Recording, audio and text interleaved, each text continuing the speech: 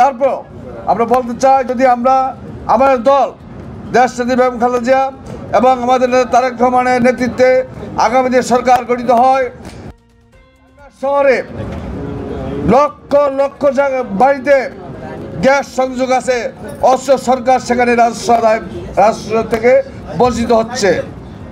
আজকে একটা বিশেষ শ্রেণীর কারণে আজকে এই ঢাকা শহরে সিস্টেম লসের যে কারণ, সেই কারণ হলো, মূল কারণ হলো আজকে যেমনি মিটার দেখা হয় না, একটা বিল দেওয়া হয়, পাশাপাশি আজকে যেই সব জায়গায় সংযোগ আছে অথচ সেখানে বিল হয় না, সেটা অথরাইজ করা হয় না, কাটে দেওয়া হয়, পরবর্তীতে আবার নিয়ে লাগানো হয়। এইভাবে অব্যাহত থাকলে সিস্টেম লস তো বাড়তেই থাকবে। তো আমি আর সিস্টেম লস নিয়ে কথা বলবো না। আমাদের সরকার ক্ষমতা আসলে ইনশাল্লাহ আমরা এটা 5%-এর কোঠায় নামিয়ে আনতে সক্ষম বলে আমি বিশ্বাস করি।